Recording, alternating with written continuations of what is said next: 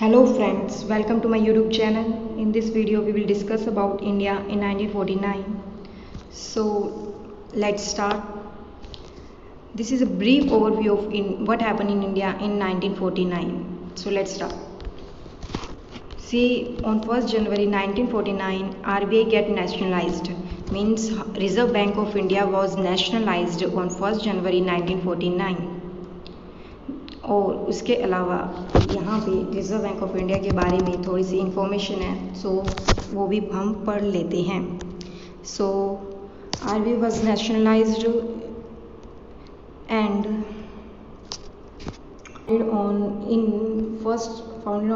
RBI was founded on 1st April 1935. 1st April 1935 and Kolkata means जिस समय RBI found हुआ था उस समय आरबीआई के हेडक्वार्टर था कोलकाता. उसके अलावा RBI founded by the act 1934 means by RBI act 1934 means एक एक्ट पास किया 1934 के अंदर, जिस एक्ट के तहत आरबीआई का फॉर्मेशन किया गया था. और वो एक्ट पास करने के लिए जो एक कमेटी थी उसने सिफारिश की थी, उस कमेटी का नाम था हिल्टन यंग कमीशन, जिसके हेड थे हिल्टन, इसलिए इस कमेटी का नाम हुआ हिल्टन यंग कमीशन, जिसकी सिफारिश पर ब्रिटिश इंडिया ने आरबीआई का फॉर्मेशन किया था. और प्रेजेंट आरबीआई का हेडक्वार्टर मुंबई महाराष्ट्र के अंदर है. एंड जिस समय आरबीआई का फॉर्मेशन हुआ था उस समय आरबीआई के गवर्नर थे C D Deshmukh reserve RBI के फर्स्ट गवर्नर जनरल है. और उसके अलावा हम आरबीआई के प्रेजेंट गवर्नर जनरल जो कि 2021 के अंदर है वो है शक्तिकांत दास. सो ये मेजरली इंपॉर्टेंट इंफॉर्मेशन है अबाउट आरबीआई. इसके अलावा भी आरबीआई के बारे में बहुत कुछ है पढ़ने के लिए, सो वो आप पढ़ सकते हैं. इसके अलावा जो इम्पोर्टेंट थिंग हुई थी 1949 के अंदर वो था 26 नवंबर 1949 को हमारा कॉन्स्टिट्यूशन अडोप्ट किया गया था. डेट इज़ जो हमारा कॉन्स्टिट्यूशन बना है, जिसे बनने में 2 years 11 month एंड 18 days लगे थे, उस कॉन्स्टिट्यूशन को 26 नवंबर को अडोप्ट किया गया था. 26 नवंबर को हमारा कॉन्स्टिट्यूशन रेडी हो गया था और उसे अडोप्ट कर लिया गया था, मीन्स उसे मान लिया गया था. और जिस समय हमारा कॉन्स्टिट्यूशन बनकर रेडी हुआ था उस समय हमारे कॉन्स्टिट्यूशन के अंदर 395 आर्टिकल्स, 22 पार्ट्स एंड 8 शेड्यूल्स थे. ये एट द बिगनिंग स्टार्टिंग में जब कॉन्स्टिट्यूशन बना था उस समय के हैं. Present articles, parts and schedules सब डिफरेंट है, सो आप उसे पढ़ लीजिएगा. और हमारे इंडिया के father of constitution, father of Indian constitution B.R. Ambedkar को इसलिए कहा जाता है क्योंकि B.R. अम्बेडकर ने ही हमारा संविधान लिखा था. मीन्स जो कॉन्स्टिट्यूशन को बनाने के लिए कॉन्स्टिट्यूएंट असेंबली का फॉर्मेशन हुआ था, उसके अंदर ड्राफ्टिंग कमेटी के चेयरमैन थे B.R. अम्बेडकर, जिन्होंने हमारा कॉन्स्टिट्यूशन लिखा था. इसीलिए B.R. अम्बेडकर को फादर ऑफ इंडियन कॉन्स्टिट्यूशन कहा जाता है, जो हमने 1948 की वीडियो में पढ़ा था B.R. अम्बेडकर के बारे में. और इसी कारण से 26 नवंबर को कॉन्स्टिट्यूशन डे भी सेलिब्रेट किया जाता है, जो कि 2015 से सेलिब्रेट करना शुरू किया गया था. सो हमारे कॉन्स्टिट्यूशन डे बनाया जाता है, इंडिया का कॉन्स्टिट्यूशन डे सेलिब्रेट किया जाता है 26 नवंबर 2015, 26 नवंबर को, जो कि 2015 से स्टार्ट हुआ था. लेकिन जब हमारा संविधान अडोप्ट किया गया था, दैट इज़ 26 नवंबर को, उस समय सभी जो भी प्रोविजंस से इम्प्लीमेंट नहीं हुए थे, ओनली कुछ ही इम्प्लीमेंट हुए थे, जैसे कि सिटीजनशिप, इलेक्शंस, पार्लियामेंट के बारे में. और बाकी सब जो भी प्रोविजंस हमारे कॉन्स्टिट्यूशन के अंदर लिखे हुए हैं वो सब 26 जनवरी को इम्प्लीमेंट हुए थे, जब हमारा कॉन्स्टिट्यूशन केम इनटू फोर्स हुआ था. सो ये 2 डिफरेंट क्वेश्चन हैं कि हमारा कॉन्स्टिट्यूशन कब अडोप्ट किया गया था, डेट इज़ 26 नवंबर, और हमारा कॉन्स्टिट्यूशन कब चलन में आया था, मीन्स कब केम इनटू फोर्स हुआ था, डेट इज़ वो 26 जनवरी को हुआ था. इसके अलावा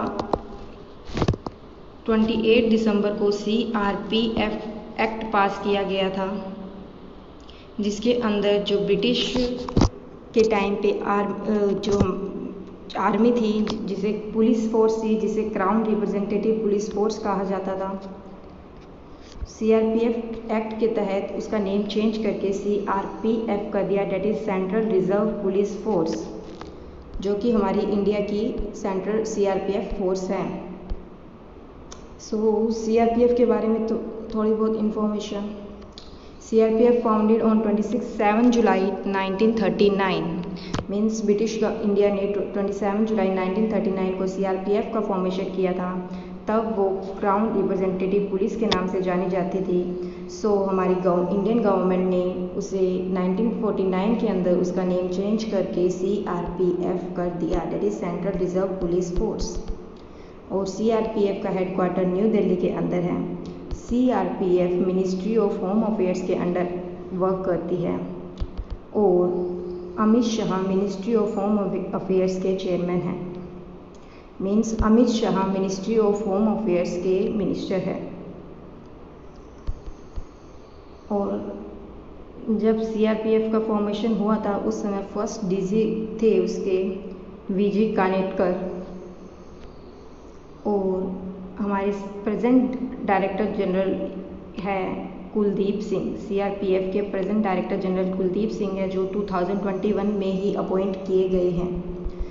यहाँ से आप CRPF के बारे में ब्रीफ ओवरव्यू ले सकते हैं। इसके अलावा आप और भी पढ़ सकते हैं, जैसे CRPF की जो वर्क काम करने की अवधि होती है, मीन्स कितने साल के लिए वर्क करते हैं। जैसे कुलदीप सिंह अब बनाए गए हैं तो वो कितने साल तक DG बने रहेंगे, और भी बहुत कुछ। ये था CRPF एक्ट। उसके अलावा 1949 के अंदर नथुराम गोडसे एग्जीक्यूटेड हुए थे। मीन्स नथुराम गोडसे वो जिन्होंने गांधी जी को गोली मारी थी, जिनके बारे में हमने 1948 वाली वीडियो में पढ़ा था। और त्रिपुरा जो कि एक प्रिंसली स्टेट है, उसने भी इंडिया के यूनियन ऑफ इंडिया को स्वीकार कर लिया था। प्रेजेंट CM और गवर्नर के बारे में आप त्रिपुरा के बारे में पढ़ सकते हैं। और जो कराची एग्रीमेंट साइन हुआ था इंडिया और पाकिस्तान के बीच में, वो भी 1949 के अंदर हुआ था, जिसके अंदर सीज फायर के लिए इंडिया और पाकिस्तान ने एग्री किया था। इसके अलावा एक इम्पोर्टेंट पर्सन का जन्म हुआ था 1949 के अंदर, जो कि थे राकेश शर्मा। राकेश शर्मा के बारे में आपने पढ़ा होगा। वो हमारे इंडिया के फर्स्ट साइंटिस्ट थे, फर्स्ट पर्सन थे, first Indian to go in space.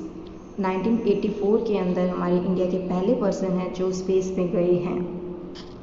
और जो first human to go in space means पहले पर्सन जो स्पेस में गए थे वो थे यूरी गागरिन 1961 के अंदर, जो कि रशिया की हैं।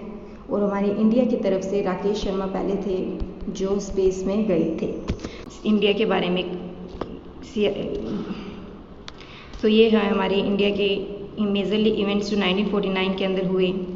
इसके बारे में आप इससे RBI के बारे में पढ़ सकते हैं, और भी बहुत कुछ, CRPF एक्ट के बारे में, राकेश शर्मा के बारे में, फादर ऑफ इंडियन कॉन्स्टिट्यूशन के बारे में, इन सब के बारे में। इसके अलावा एक इम्पोर्टेंट थिंग जो वर्ल्ड में उस समय हुई थी, डेट इज़ एक ऑर्गेनाइजेशन का फॉर्मेशन हुआ था जिसका नाम था NATO, that is North Atlantic Treaty Organisation. इस ऑर्गेनाइजेशन के अंदर जिस समय फॉर्मेशन हुआ था उस समय 12 मेंबर कंट्रीज़ थी। मीन्स 12 कंट्रीज़ ने डिसाइड किया था NATO का फॉर्मेशन करने के लिए, और आज की तारीख में इसके अंदर 30 कंट्रीज़ हैं। और NATO का हेडक्वार्टर ब्रुसेल्स बेल्जियम के अंदर है। तो बेल्जियम की करेंसी पीसो है। आपने देखा कि हमने एक चीज़ से कितनी चीज़ें रिलेट की। इसके अलावा और भी बहुत चीज़ें एक दूसरे से रिलेट कर सकते हैं, इवेंट्स एक दूसरे से रिलेट कर सकते हैं, वर्ल्ड के, इंडिया के, ज्योग्राफी के, हिस्ट्री के, एक दूसरे से, प्रेजेंट से, पास्ट से, और पढ़ सकते हैं। इस तरह से आप जीके ना कभी भूलेंगे और ना उसको आपको बार बार रट्टा मारने की ज़रूरत पड़ेगी। Hope you have like this video. Thank you.